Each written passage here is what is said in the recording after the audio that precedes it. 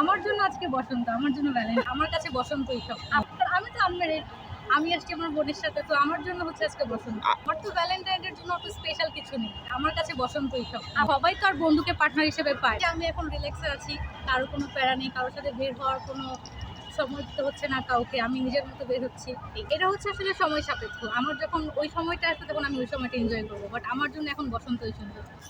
আমার future plan বলতে depend করে ফ্যামিলির উপর। আমার ফ্যামিলি যেদিন মনে করবে যে না আমার বসন্ত শেষ, এখন আমার ভ্যালেন্টাইন ডে দরকার, সেদিন আমার জন্য বসন্ত শেষ হয়ে ভ্যালেন্টাইন ডে আসবে। আপনি মানুষটা যদি আমাকে এভাবে সাপোর্ট করে তাহলে আমার জন্য প্রত্যেকটা দিনই ভ্যালেন্টাইন ডে।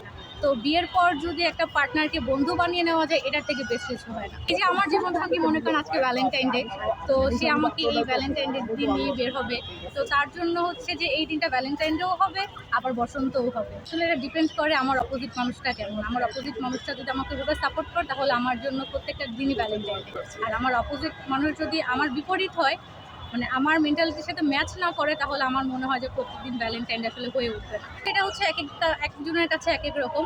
আপনার বন্ধু যদি সত্যি ওরকম পার্টনারের মতো হয় তাহলে আপনি বন্ধুকে পার্টনার বানাতে পারেন, তাতে সমস্যা নেই। কিন্তু অনেকেই আছে যে সবাই তো আর বন্ধুকে পার্টনার হিসেবে পায় না। তো বিয়ের পর যদি একটা পার্টনারকে বন্ধু বানিয়ে নেওয়া যায়, এটার থেকে বেশি কিছু হয় না।